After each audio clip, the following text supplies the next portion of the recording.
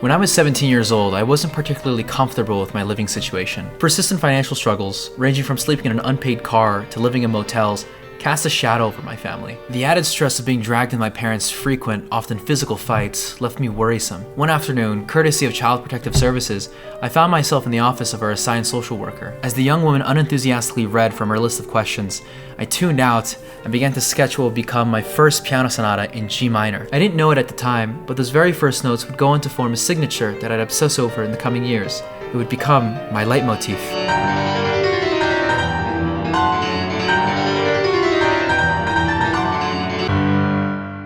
In this video, I want to explain an experiment I've been conducting with my art, and it has to do with this little melody I composed when I was 17. In its simplest form, the melody goes like this.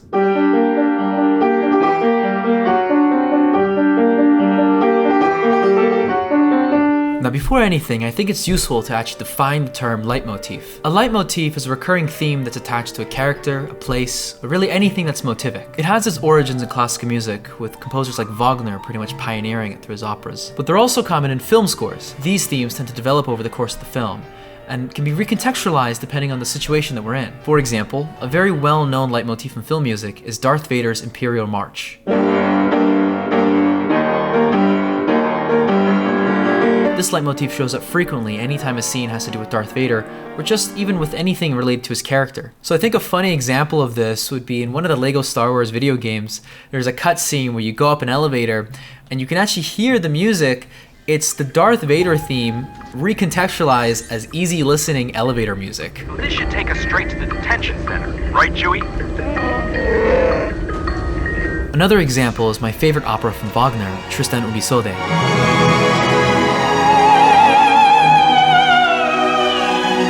The opera is a love tragedy and ends in a distraught Isolde singing to her beloved, but now dead, Tristan. Throughout the opera, we get a dissonant leitmotif assigned to Tristan that develops over the course of the story. In the final moments of the opera, titled Liebestod, or Love Death in German, we get one last hearing of the Tristan leitmotif. But instead of it being unresolved like we had in prior moments of the opera, Wagner gives us a beautiful resolution, as to perhaps say that their love has transcended beyond this short life.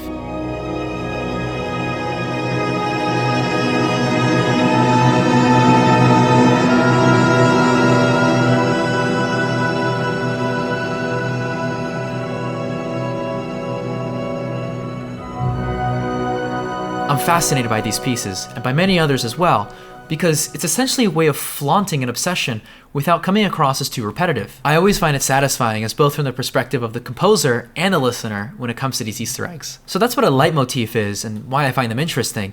But what about a personal leitmotif or a musical signature? For that, I look up to a composer named Dmitri Shostakovich.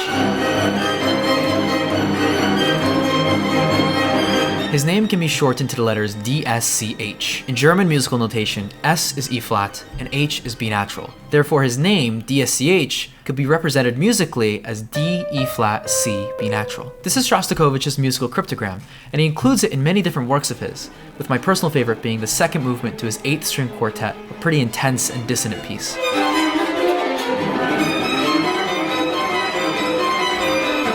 There are different explanations and interpretations as to why Shostakovich did this, but I'm incredibly inspired by the idea of a musical signature. It's just like how a painter would sign their name somewhere on their latest work, but for music. I wanted to do this with my music, but I came across an issue, and it's the fact that my name doesn't really work. I tried using all sorts of different musical notations to get my name to work, but too many letters in my name, Joshua Kyan Aalampour, are just not musical notes. Realistically, you could take the S in Joshua, interpret it as E flat, as per German musical notation, and then the rest of the A's would be 5 different A's. So you'd have E flat, A. But I didn't like this motive very much, so I resorted to something else. Now, how I came to know that this melody was my leitmotif was because its relevancy to me just persisted. There have been many melodies and ideas that I've composed over the years that have simply just faded not too long after the piece from where it was from was completed. But there also have been many melodies and themes that, for me, have stood the test of time. So in a sense, like a musical natural selection. One melody that I noticed passed the test flawlessly, and has continued to pass the test flawlessly for me, was the opening measures to the third movement of my first piano sonata in G minor. I realized that I couldn't even help coming back to it at times. Because of how simple the motive is, I'm usually able to sneak it in pretty effortlessly. Seeing how it just constantly comes back in future pieces of mine years later made me realize that this is not just some sentimental melody for me, it's my personal signature. It's my first leitmotif. Since then, I've included it in many pieces of mine. Here's some examples.